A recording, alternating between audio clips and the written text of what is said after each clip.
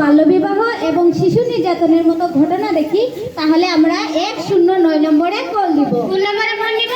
109 নম্বর। এটা কি সবাই জানো? হ্যাঁ, জানি। আচ্ছা, এই নম্বরে ফোন দিতে কি কোনো টাকা পয়সা কিছু লাগে? না না। আচ্ছা ঠিক আছে, এই বিষয়গুলো এখন আমরা নিজেরাও শিখে রাখবো, আর আমাদের আশেপাশে যারা আছে আমরা এই বিষয়গুলো তাদেরকেও জানাবো। বিশেষ করে ওই যে 109 এই নাম্বার সম্পর্কে আমরা সবাইকে বলবো, ঠিক আছে? ঠিক আছে। তো এত বেশি ভালোই কথা জানো, তা তোর শরীরে যে মাংস নাই, তোরা একটু ভালো মন্দ ফলমূল শাকসবজি মাছ মাংস এগুলা খাইতে পারোস না? ও দাদি, ফল মূল শাকসবজি মাছ মাংস এগুলো না তো অনেক দাম। আমাদের বাবা মার কাছে তো টাকা কই বলো, এগুলো আমাদের কিনে কিনে খাওয়াবে। কেন তোরা দেখোস না ওই যে বাজারে কত কম দামে যে শাকসবজি বিক্রি করে?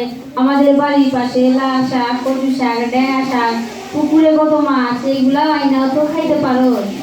হ্যাঁ হ্যাঁ, দাদিটা একদম ঠিক কথা বলেছে। আমাদের সবাই দাদির কথাই শোনা উচিত। কি আমরা এখন থেকে সবাই শুনবো তো? হ্যাঁ হ্যাঁ, শুনবো। ঠিক আছে, তাইলে আমরা মিটিং আজকে এখানেই শেষ করি, আর পরের মিটিং আমরা আগামীকালকে করব। ঠিক আছে, ওরা যা যার বাসায় যা। চলো দাদি। আমার একটু ধর, আমি হাঁটতে পারতেছি না রে। দাদিকে কেউ নিও। এই চল চল চল, স্কুলে যাবি না?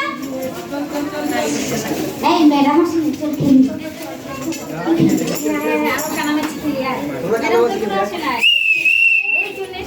এই সবাই কি ক্লাসে চলে আসছে? সোজা হয়ে দাঁড়াও। ঠিক হয়ে দাঁড়াইছো? শুনো, আজকে আমরা আমাদের স্কুলে শারীরিক শিক্ষা ক্লাসে একটা নতুন বিষয় নিয়ে শিখবো, আর সেই বিষয়টা হচ্ছে হাত ধোয়া। আজকে আমি স্কুলে শিখাবো যে কিভাবে ভালোভাবে পরিষ্কার করে হাত ধুতে হয়, ঠিক আছে? ঠিক আছে। তার আগে তোমাদের কিছু প্রশ্ন করি। আচ্ছা, তোমাদের মধ্যে কেউ কি বলতে পারবা যে আমরা কোন কোন কাজ করার আগে হাত ধোবো? আমি বলি, হ্যাঁ বলো। নিজে খাবার আগে এবং শিশুর খাবার তৈরি করার আগে এবং শিশুকে খাওয়ানোর আগে ভালো করে সাবান দিয়ে আমরা হাত ধুবো। অনেক সুন্দর